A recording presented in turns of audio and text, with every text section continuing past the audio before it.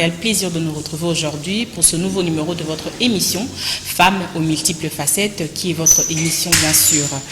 À la présentation de cette émission, Nobis Molongia pour vous servir. Je reçois pour vous Madame Marie-Josée Buntsana, qui est présidente du cartel de femmes et cadre du MLC. Elle est présidente, elle est secrétaire nationale chargée de l'éducation au sein du mouvement de la libération du Congo, à qui je dis déjà bonjour madame. Bonjour madame, merci pour votre invitation. Je salue aussi tout le personnel de CCTV qui nous accompagne dans cette émission. Je salue les téléspectateurs qui nous suivent et qui nous encouragent. Et je salue également toutes les femmes leaders, membres du cartel. Je salue également les membres du mouvement de libération du Congo, mon parti, et mon cher président, le chairman Jean-Pierre Bemba Gongo. S'il faut entrer dans le bain de notre émission, on va parler aujourd'hui de l'union sacrée qui fait couler beaucoup d'encre et de salive. La déclaration d'appartenance politique permettant aux députés de faire leur libre choix, indépendamment de leur parti politique et regroupement. Est-ce bonne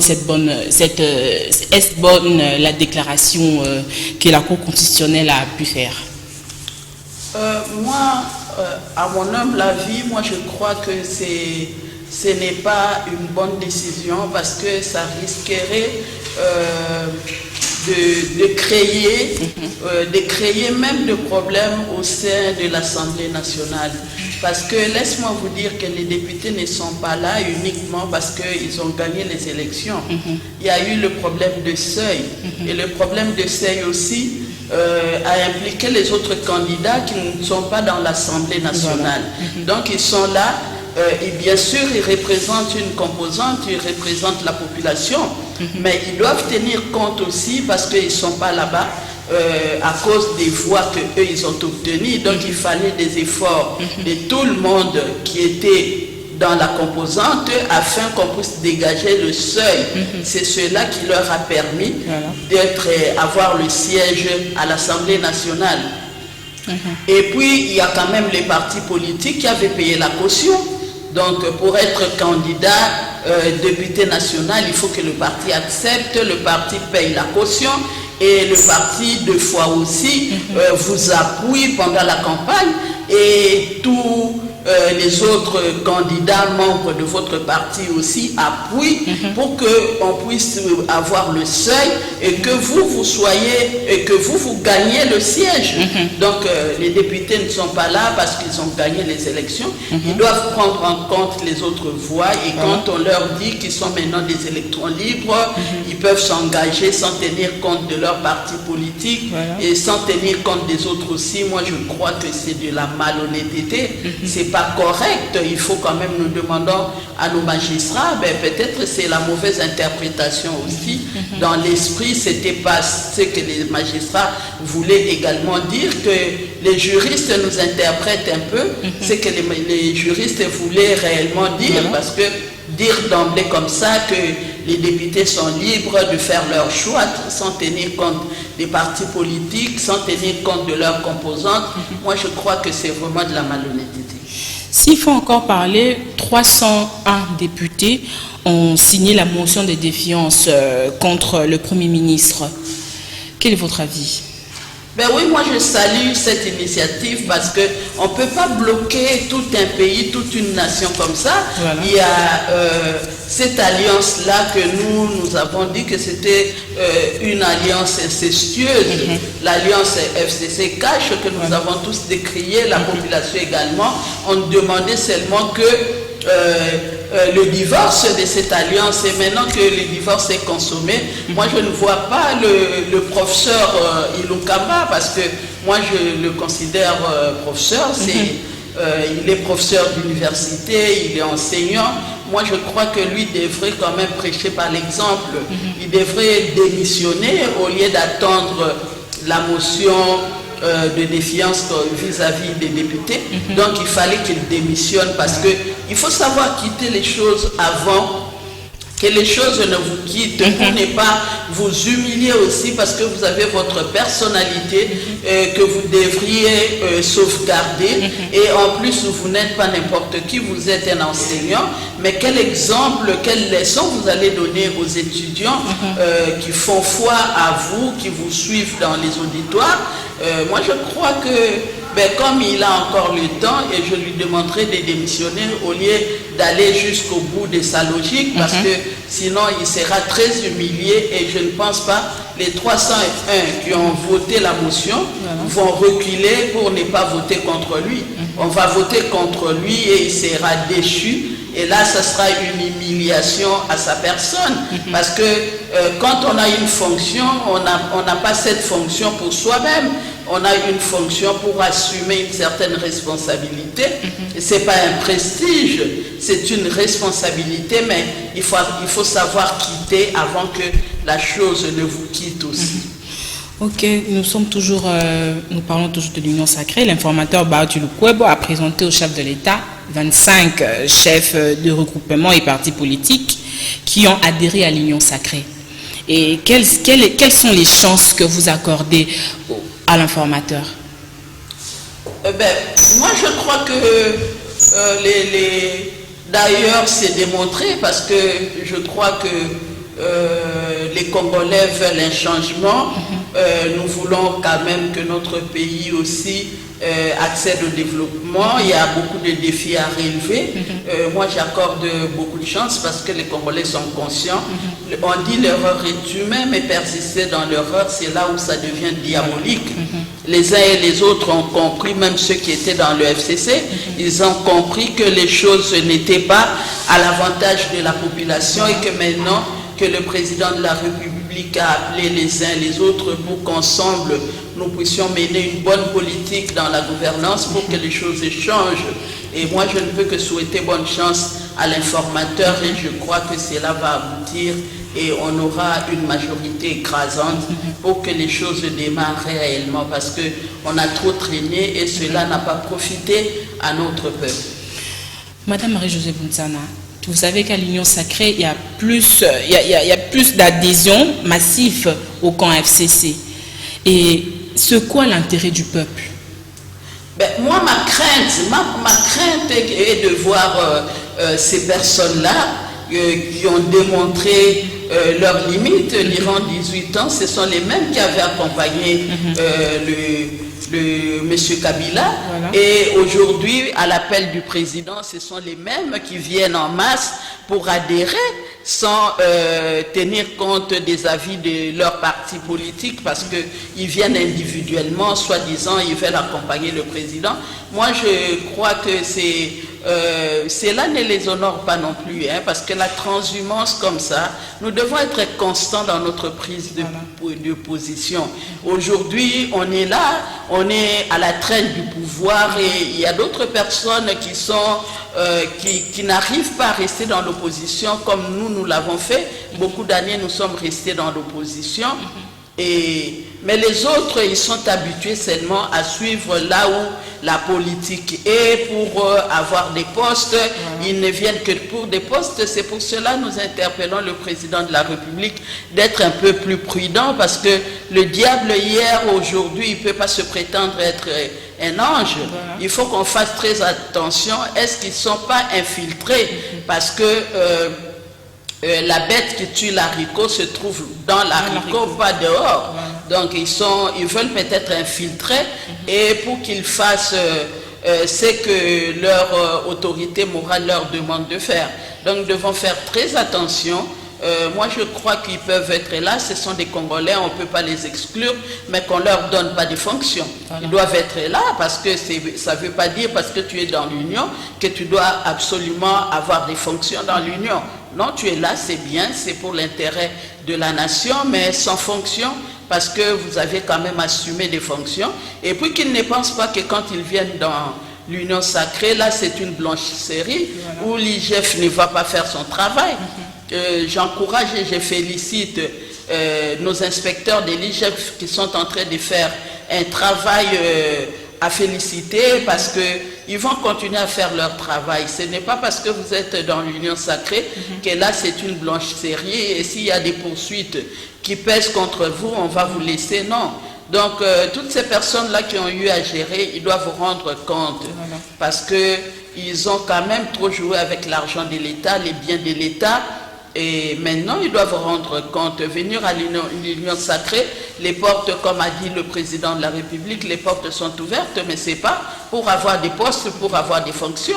Le président doit quand même être très regardant, et également le formateur, la personne qui sera nommée comme formateur aussi doit être très regardant, prendre en compte tous ces aspects, parce que le Congo nous appartient tous. Il y a beaucoup de filles et de fils du Congo qui peuvent bien assumer des responsabilités, faire les choses aussi autrement pour que le Congo décolle. Ce ne sont pas les mêmes personnes, parce qu'il y a beaucoup, il y a des jeunes, il y a des personnes âgées, il y a des personnes vivant avec handicap, il y a beaucoup de personnes, toutes ces composantes, des femmes également, et j'interpelle le président de la République que dans la composition du futur gouvernement, qu'on tienne compte de la composante femme, qu'on essaie un peu comme les autres, le Rwanda, les autres ont essayé avec la femme, et je crois que le changement c'est la femme, parce que la femme est capable d'apporter une touche particulière dans la gouvernance de la République, et on doit prendre en compte cette composante, la femme. Parlons du trio qui met mal à l'aise. La déclaration de Jean-Marc Abound sur le poste réclamé par Moïse Katumbi, Assemblée nationale, Jean-Pierre Bemba, primature. Est-ce réellement vrai? Ben, moi je crois, quand on vient en politique, la politique c'est quoi? La politique c'est quoi? Quand on est en politique, moi c'est triste pour quelqu'un qui est président AI de l'UDPS tenir de tels propos. Je crois qu'il n'est pas politique, peut-être sa place est sous les arbres.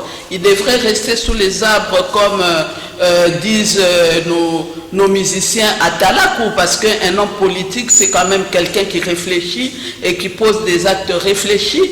Et comment une réunion tenue surtout par le président de la République, et les propos tenus dans cette réunion doivent fuiter et doivent aller dans tous les sens. Mais le péché, quel est le péché si M. Katumbi et M. Bemba veulent avoir des postes? Où est leur péché? Parce qu'on ne peut pas parler de l'intérêt du peuple. J'entends les autres dire, oh mais eux ils avaient dit qu'ils étaient venus pour l'intérêt du peuple. Qu'est-ce qu'on entend de l'intérêt du peuple? Donc l'intérêt du peuple, tu restes chez toi, tu ne fais rien, il n'y a pas un apport, tu ne donnes pas tes idées. C'est ça l'intérêt du peuple. Ou bien l'intérêt du peuple se retrouve dans la manière de la gestion. Parce que la manière de conduire les affaires de l'État, c'est là où se trouve l'intérêt du peuple. Les personnes qui assument des responsabilités doivent le faire dans l'intérêt de la population pour que cette population se retrouve. L'intérêt du peuple ne veut pas dire le président vous appelle, vous venez là-bas, vous n'avez aucune ambition, vous ne proposez rien et vous rentrez. C'est ça l'intérêt du peuple. Parce que quand j'entends les autres disent ils étaient venus pour l'intérêt du peuple, mais maintenant c'est le partage des postes, ils sont politiques, ils ne sont pas venus pour contempler. Et le président leur a demandé de l'accompagner dans sa vision de l'union sacrée. Eux ne peuvent que demander, ne peuvent que proposer les choses. Et le péché est où?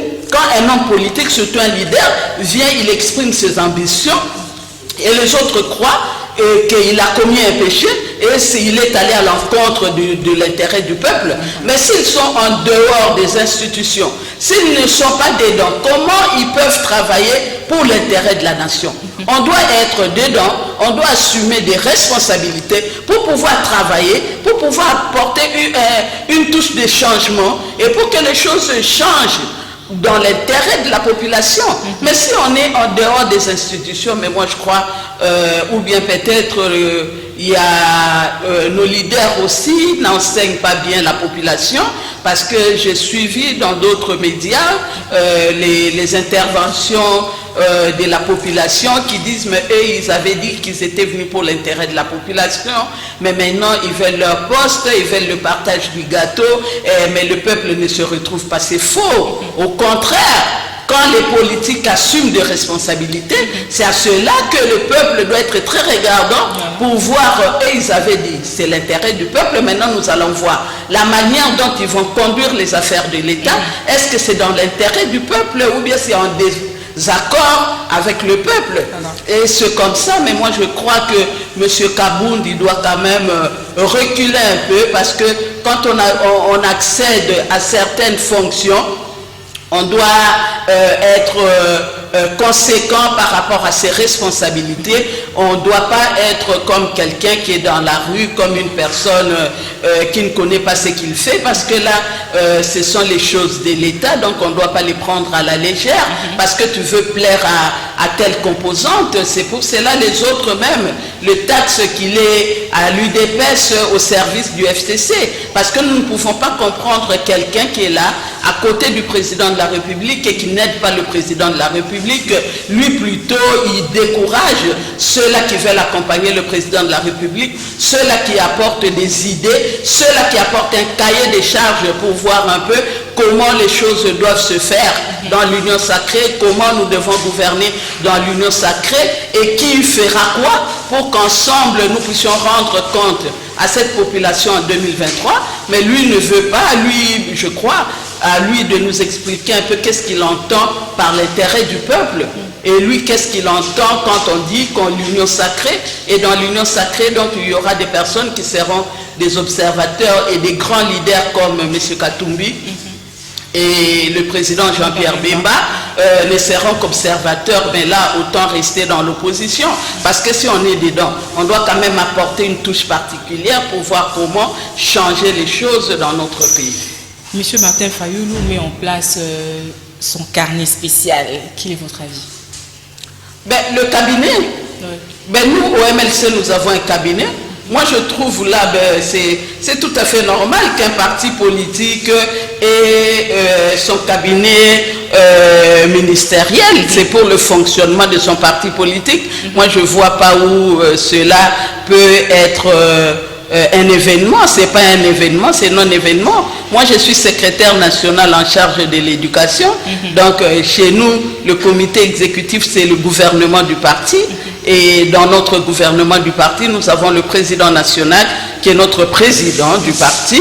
Et nous avons la secrétaire générale qui est notre premier ministre. Et nous, les chargés de, nous sommes comme les ministres. Voilà. Et nous tenons de réunions où nous proposons par rapport à ce que le pouvoir public fait, et nous essayons de critiquer ce qu'il y a à critiquer et de proposer ce que nous pouvons faire quand nous aurons aussi des responsabilités dans le gouvernement de la République. Donc moi je trouve que là c'est non-événement, c'est tout à fait normal qu'une structure puisse s'organiser et avoir son cabinet privé et avoir également les ministres qui l'accompagnent dans cette vision, parce que ça ne veut pas dire parce qu'on est de l'opposition qu'on ne peut pas travailler. Eux aussi doivent travailler, ils doivent réfléchir, parce que si demain ils accèdent au pouvoir, qu'est-ce qu'ils vont faire? Il ne faut pas qu'on vienne apprendre au sommet de l'État, il faut commencer à apprendre au sein des partis politiques. C'est ce que nous avions toujours fait, et que maintenant eux ils nous ont emboîté le pas. C'est bien. Ces félicitations, je félicite toutes ces femmes et ces hommes qui ont été nominés, c'est bien, c'est encourageant. S'il faut parler des arrestations, on a vu l'arrestation de Pasteur Ngoïmou Bunda. Madame Marie-Josée Ntsana, quel est votre avis? On dit toujours monter, monter, il en restera quelque chose. Moi, cela, je dis, il y a un Dieu.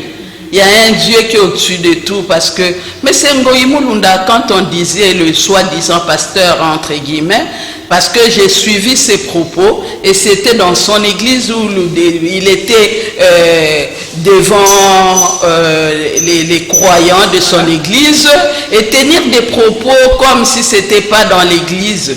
Parce que là, ce sont des propos qu'on peut tenir devant les militants de son parti politique et non dans l'église. Parce que l'église a ses normes, mais c'est vraiment déplorable. Et nous, quand en 2011, on disait que Ngoïmou Bunda roulait pour l'ancien président Joseph Kabila, les gens disaient non, c'était pas ça, il était président de la CENI et la CENI est indépendante. Mais regarde aujourd'hui ce qu'il a dit là. Ça démontrait que réellement, même les élections de 2011, les élections qu'Ngoyi Mulunda avait organisées, qui étaient d'ailleurs chaotiques, c'était seulement en faveur de la composante, de sa composante, parce qu'elle est plus proche du PPRD que des autres, et lui qui prétendait être indépendant, et aujourd'hui il s'est dénudé, c'est vraiment triste, et surtout si on l'appelle un pasteur, un homme de Dieu, parce qu'un homme de Dieu ne peut pas tenir des propos tels qu'il l'a fait, M. Ngoyi Mulunda, et devant les membres de son église. Ce n'est pas ce qu'il devrait faire, inciter les gens à la haine, le culte de la personnalité.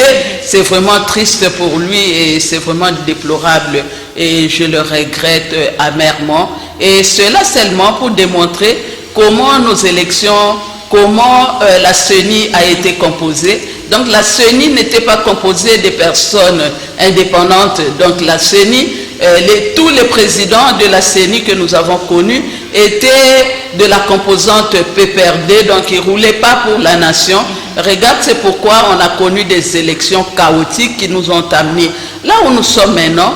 Et nous croyons que la composition de la CENI qui sera mise en place se fera vraiment autrement pour qu'on ait des personnes crédibles, des personnes qui aiment la République et non qui privilégient les intérêts individuels au-dessus des intérêts publics. Parlons du rapport Mapping. L'arrestation de Roger Lumbala, la CPI refuse la liberté provisoire à M. Roger Lumbala. Quel est votre avis? C'est tout à fait normal, la CPI, puisqu'ici, on a toujours dit qu'il faut qu'on instaure un tribunal pour ce genre de crimes ici en République démocratique du Congo. Jusque-là, ça traîne encore, mais c'est normal que la CPI se saisisse de ce dossier. Pas seulement Roger Lumbala, mais il y a d'autres aussi qui ont commis, qui ont tué, ceux qui ont tué les Chebea sont là, ils sont en train de se rouler douce, et ceux également qui ont tué Mouzé Kabila et beaucoup de personnes, le Rossi Mukendi, le Kapangala, donc toutes ces personnes aussi, la CPI doit se saisir de ce dossier pour pouvoir les traquer aussi, mais quand la CPI refuse la liberté provisoire à messieurs, ça c'est la CPI. Moi je ne me mets pas à la place de la justice, c'est à eux de voir. Nous, notre président a fait 10 ans à la CPI pour qu'à la fin qu'on dise qu'il était innocent. Donc vous voyez, c'est la CPI à sa façon de faire les choses et on n'avait pas accordé la liberté provisoire à M. Jean-Pierre Bemba. Il a fait 10 ans et après la CPI, même pour dédommager le président de la République, la CPI fait ce qu'il est en train de faire là, parce qu'on ne peut pas garder quelqu'un pendant 10 ans, un innocent, pendant 10 ans, lui priver de sa liberté et après dire qu'il est innocent et vous ne voulez pas le dédommager. C'est quand même, je ne sais pas, c'est qu'eux veulent nous démontrer, nous apprendre, parce que eux qui disent que eux réellement ils disent le droit, ils n'ont qu'à nous démontrer réellement s'ils disent le droit ou bien peut-être ils ont le droit à double vitesse et les autres ont tel traitement et les autres ont un traitement peu doux. Donc moi je n'ai pas des avis à émettre à la façon de faire de la CPI parce que nous on était des victimes de la CPI. Parlons de l'échange de vœux entre le président de la République et les ambassadeurs. Cela influence en quoi la marche de la RDC? Mais chaque année, c'est tout à fait normal qu'il y ait échange des vœux avec les diplomates qui sont dans notre pays et le président de la République, c'est tout à fait normal. Et si les associations peuvent faire les échanges de vœux, et pourquoi pas au sommet de l'État, parce que ces personnes représentent leurs États et ils sont en République démocratique du Congo, de temps en temps ils doivent se rencontrer avec le président de la République et échanger sur les vœux et sur la politique à mener aussi. parce qu'il y a eu des élections comme aux États-Unis, il y a eu un changement et peut-être aussi communiquer de cette façon-là, c'est que le président Joe Biden attend des relations entre la RDC et les États-Unis et les autres pays également, mais moi je trouve que c'est normal que le président de la République puisse inviter nos diplomates, essayer d'échanger avec eux, leur présenter aussi nos vœux pour l'année 2021 et cet échange, c'est tout à fait normal. Ça se faisait même à l'époque où le président Kabila était là, même à l'époque du maréchal Mobutu. Au mois de janvier, il y avait échange de vœux. Moi, je ne vois pas quelque chose d'irrégulier. Parlons 60 ans de Lumumba, 20 ans de Laurent Désiré Kabila. Quel héritage ces héros ont-ils laissé à la République démocratique du Congo? Dommage parce que on ne parle que de héros Lumumba, mais Lumumba n'était pas tué seul. Lumumba était avec l'Impolo, les Okito, les autres qui sont morts avec lui, mais ces personnes-là, on ne les cite pas. Moi, je ne sais pas pourquoi on ne cite pas ces autres-là, et pourtant, ils sont les fils de la République qui ont payé de leur sang pour cette nation, pour leur nationalisme. Ce que Lumumba nous a légué, c'est le nationalisme, mais même ceux-là qui se disent les lumumbistes, on ne sent pas ce nationalisme. Parce que si réellement nous étions nationalistes, on pouvait quand même travailler pour l'intérêt de tous, parce que ces pères de l'indépendance, tout ce qu'ils ont fait, ce n'était pas pour leurs intérêts, c'était pour l'intérêt de tous. C'était pas pour l'intérêt de leur famille, parce que nous voyons, ils ont laissé leur famille dans quel état? Leurs familles sont là, ils sont presque inconnus, donc on ne les connaît pas, sauf on les voit quand il y a manifestation. Quand on sait voir celui-là, c'est le fils ou la fille de Lumumba, mais qu'est-ce qu'ils ont? Ils n'ont rien. Et pourtant, ce sont des personnes qui ont travaillé pour que nous puissions accéder à l'indépendance du pays, et leur déclaration, leur prise de position, ils en ont payé de leur sang, donc ce sont des personnes qu'on doit respecter et également aussi nous identifier à eux, parce que eux c'était vraiment des nationalistes. Et Mouzé Kabila, lui également, on l'a tué parce qu'il défendait son pays aussi. On l'a tué, quoi qu'il était venu avec les Rwandais qui nous ont infiltrés jusqu'aujourd'hui. Il y a d'autres qui étaient partis, mais il y a d'autres qui sont restés. Ils ont infiltré nos forces armées, ils ont infiltré nos institutions, et voilà les conséquences. Mais ceux-là, nous avons une pensée pieuse pour toutes ces personnalités, parce que ce sont des personnes qui avaient prouvé leur nationalité, qui voulaient que le Congo soit géré autrement, mais malheureusement après eux, l'héritage, même ceux-là qui se disent les lumumbistes, même ceux-là qui se reconnaissaient en Mouzé Laurent Désiré Kabila, on avait remarqué quand son fils a pris le pouvoir, les avait tous écartés, donc la pensée de Mouzé est restée lettre morte, parce que nous ne savons pas ce que les autres qui devraient continuer dans la pensée de Mouzé, on les avait écartés. Il y a d'autres qui sont morts, et la pensée de Lumumba aussi, il y a d'autres, pour leur positionnement, ils se disent les lumumbistes, mais concrètement, on ne voit rien des lumumbistes qui étaient nationalistes. On ne sent pas ce nationalisme à toutes ces personnes qui se disent les lumumbistes. Nous tournons sûrement vers la fin de l'émission Femmes aux multiples facettes. Parlons un peu du cartel. Les nouvelles sur notre plateforme Cartel de femmes politiques leaders. Oui, merci.